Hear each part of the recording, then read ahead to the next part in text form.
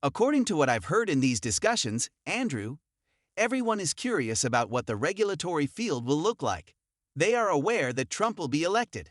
They're hopeful he's going to come in and smash through some of this regulation. However, should they be attempting to sign those significant and contracts in January? What will the tariffs look like? These discussions, in my opinion, are mostly in that vein. They're very normal in the course of business, in my opinion. The number of folks in the Valley who want everyone to know they were at Mar-a-Lago is something I have to admit is unusual. There is definitely a mood here, with many people wanting to speak in each other's ears and rub elbows. These are the group immediately outside of the core advisors, most likely. However, I believe that if you're discussing Sundar Pichai, Cook, or Zuckerberg, these individuals naturally want to interact. They want to understand the landscape. How such relationships develop will be revealed in time. Next year, it will undoubtedly be a major story. That's what I was going to inquire about. Do you believe what they say? For instance, Jeff Bezos and Sam Altman have both stated publicly that they don't think Elon Musk's business will be impacted by his close relationship with the president-elect. Or do you think that there is a concern? The Wall Street Journal had a major story saying there was. They, of course, came out speaking to me at Dealbook, saying they were not concerned. But there's obviously lots of speculation in the Valley, and I'm curious what you know. Yes, I told someone at OpenAI about that amazing comment you got from Sam Altman, and they kind of gave me the "of course we're paying attention" look. I'm not sure how concerned they are, but it's the company's responsibility, particularly in AI. In my opinion, one of the areas where the Trump administration's policy stance is actually more open is artificial intelligence. Therefore, it's undoubtedly one where all CEOs are lining up to present their case. To get back to AI and perhaps complete the circle, how do you now view the huge language models? We keep talking about chips, and at least temporarily, the chip makers are the true victors. What about the large tech businesses, one would wonder? This week was a huge week for Google. Sundar had a very big week last week, both with the release and announcement around the quantum chip and the new Gemini.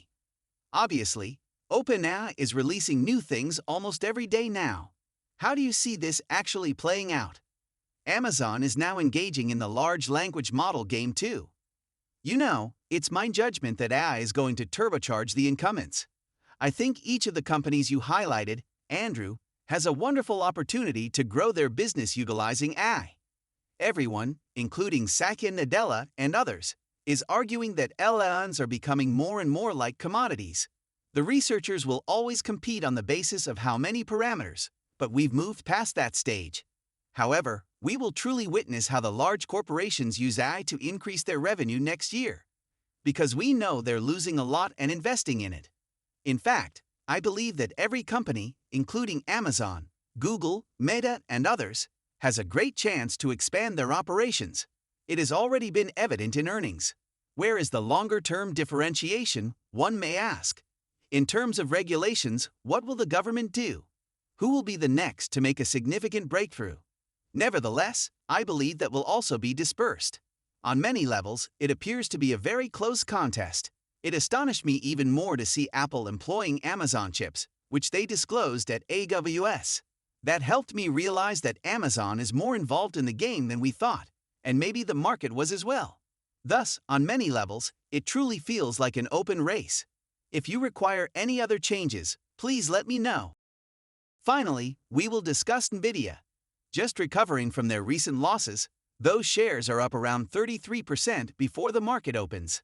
Off around 10% from its greatest closing price this year, the stock is still teetering on the verge of that so-called correction region. Investors are currently awaiting proof that it can swiftly manufacture its Blackwell AI next-generation processors. These shares, which are among the S&P's better performers, have nonetheless increased by around 170% this year. Nvidia is up in the pre-market, of course. Today, Piper reiterates that the stock is overweight. As you are aware, the chip giant is trying to reverse the downward trend that has caused its stock to enter a correction. Jim, you mentioned that neither the top nor the low end of broad demand has changed. I have no doubts about that. When Microsoft received their chips right away, the wags, whomever they are, remarked, "Oh, Then there must be a demand problem if they got all their chips. That isn't accurate at all. Carl, you are aware that I dislike an up opening. Those who purchased it yesterday at 127 will be shooting that 133 with heat-seeking missiles. We didn't yet have the crescendo sell-off that you require.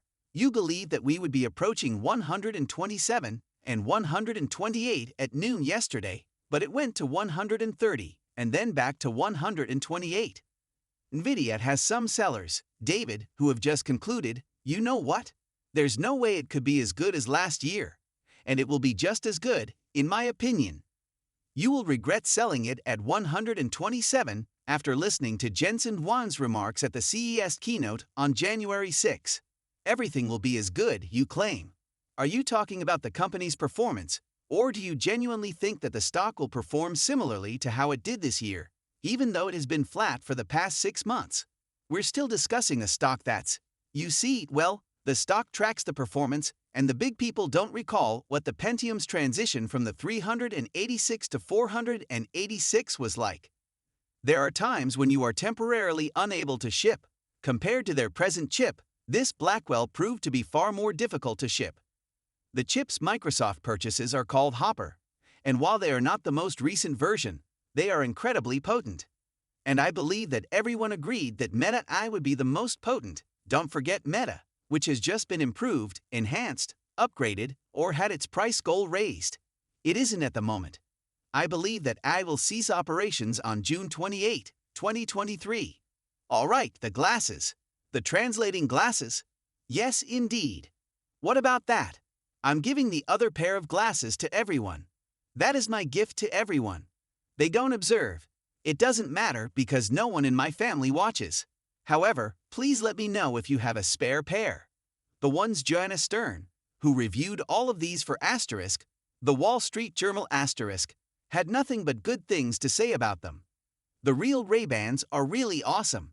You are able to capture photos. You may converse with it. You can enjoy yourselves immensely. Although you have expressed disapproval of the material, they have an article suggesting that Nvidia's cloud service may be able to compete with AWS. Having said nothing positive about Nvidia during one of the best runs in history, I believe they simply felt the heat. It's not just that it's bad. It's also this and that. I mean, they have been. They seem to have a curse on Nvidia. What about Nvidia?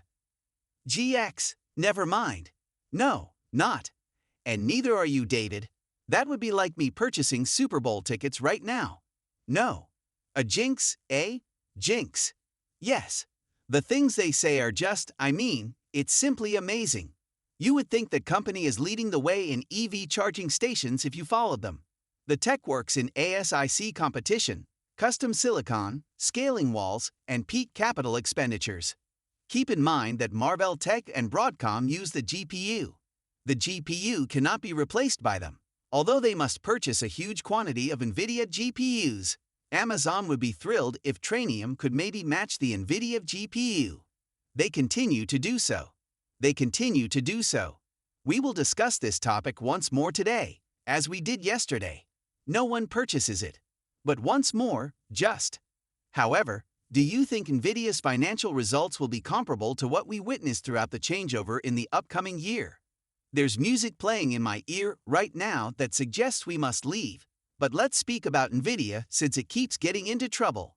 The stock is currently trading at, look, about $133. Joseph Morris is a semiconductor analyst at Morgan Stanley. To you, good morning. The floor is where? Here, where is the bottom? Is there one? And what do you believe to be this company's true fair value?